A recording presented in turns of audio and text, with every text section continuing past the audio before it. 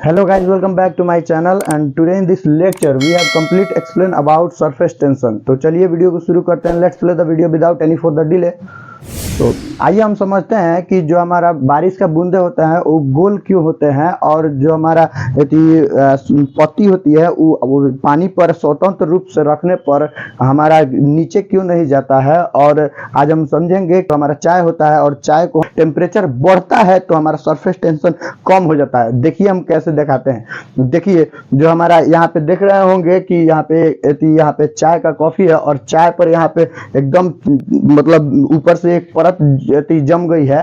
ठीक है, आप देख रहे होंगे ये हमारा कैसा है, ये हमारा गर्म किया हुआ है और इसका टेम्परेचर हाई है, लेकिन 10 मिनट इधर रख देने पर 10-15 मिनट बाद ये ठंडा होने लगता है। और ठंडा होने के वजह से चूंकि यहाँ पे टेम्परेचर अधिक है तो हमारा ये पूरा एकदम इससे छोड़ा हुआ है सरफेस टेंशन। और जैसे ये ठंडा होते जाएगा चाय, वो अपना सरफेस टेंशन मतलब टेम्परेचर कम होते जाएगा और सरफेस टेंशन बढ़ते जाएगा। और जब जितना ही सरफेस टेंशन बढ़ेगा उतना ही ये पूरा दम लगा के खींचेगा। और यही खिंचाव के वजह से, खिंचाव के बल के कारण यहाँ पे एक ऊपर देख सकते हैं कि लेयर जम जाती है चाय पर।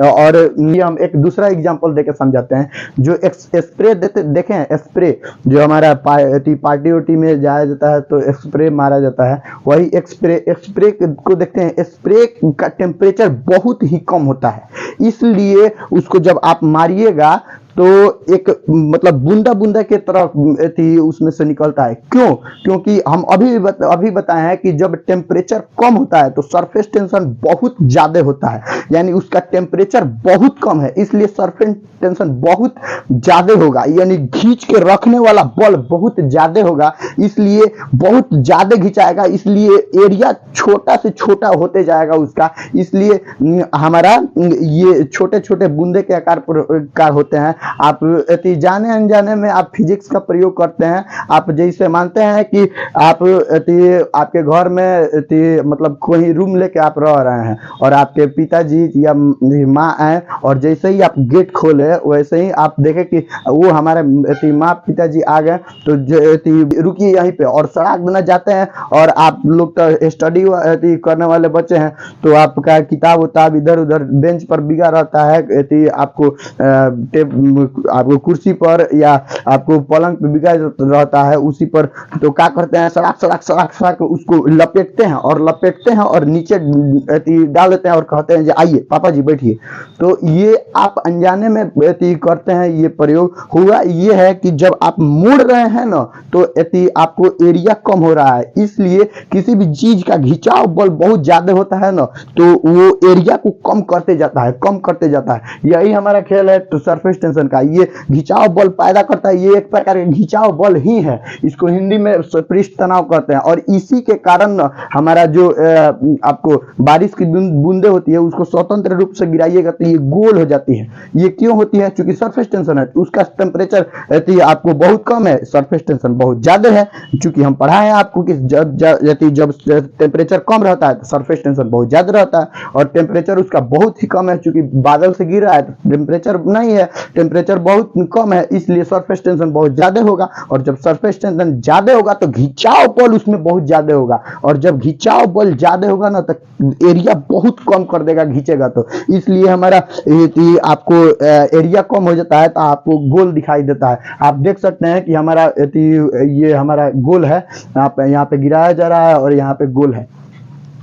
तो चलते हैं अगला टॉपिक हमारा रहेगा कि हम जानेंगे उसमें कि एपीकल्चर, पिसिकल्चर और सेरीकल्चर क्या होता है। सरफेस टेंशन है उसका फॉर्मूला यहाँ पे फोर्स अपॉन लेंथ होता है और यहाँ पे इसका न्यूमेरिकल वैल्यू भी आप इससे निकाल सकते हैं और इस पर क्वेश्चन भी पूछा जाता है। मानते हैं किसी बॉल को आप आपको वाटर में, कोई भी वाटर मतलब वाटर में, एक गिलास के वाटर में आप किसी बॉल को, छोटे से बॉल को ड्रॉप किए और ड्रॉप करने पर आपको नीचे का, चूंकि सरफेस टेंशन नीचे है, उस नीचे वाला टेम्परेचर बहुत कम है, इसलिए सरफेस टेंशन बहुत ज्यादा है और खींच के रखने वाला बॉल बहुत ज्यादा है, इसलिए हमारा नीचे का जो नीचे है, मतलब मानते हैं अगर ये गिलास है और गिलास का नीचे का जब भाग जो है उस वो पूरा डेंसिटी उसका हाई है, तो नीचे वो नहीं आने देता है बॉल को, और ऊपर नीचे ऊपर की ओर से एक हमारा बॉल लगता है, जिसको यही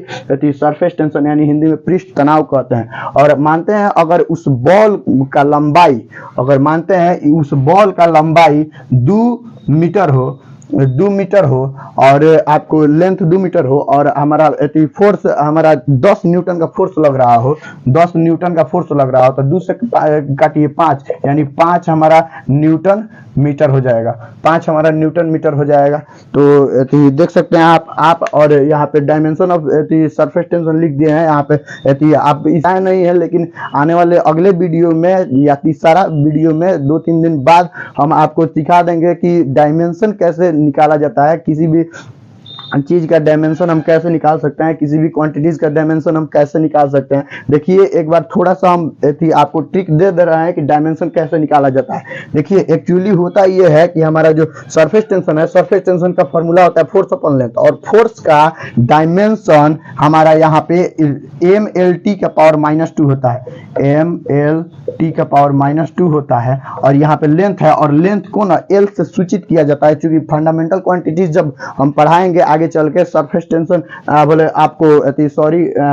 आपको जब हम डायमेंशन निकालना सिखाएंगे तो हम बताएंगे कि लेंथ को L से डिनोट किया जाता है, और ये फंडामेंटल क्वांटिटीज 7 फंडामेंटल क्वांटिटीज होती है, उसी में से एक है ये, और L से इसको डिनोट करते हैं। और यहाँ पे L है, यहाँ पे भी L है, L से L कटेगा, इसलिए हमारा डायमेंशन हो जाएगा ML, और L 0 है इसलिए 0 इसको लिख देंगे, और T के पावर -2 लिख देंगे, यही हमारा हो जाएगा। एक्चुअली इस तरह भी लिखा जा सकता है, क्योंकि L के पावर 0 है इसलिए L का कोई वैल्यू नहीं है, और यहाँ पे L नहीं है इसलिए MT के पावर -2 हो जाएगा, या हम ऐसे भी लिख सकते हैं। तो देख सकते हैं आप हमारे बोर्ड पर कि ऐसे निकाला जाता है। एक्चुअली लगभग हम 2 से 3 दिन में आपको एक वीडियो मिलेगा आपको, जिसमें सिखाया जाएगा हमारे द्वारा कि आपको डायमेंशन कैसे ज्ञात करते हैं। तो चलिए अगले वीडियो में मिलते हैं। लेट्स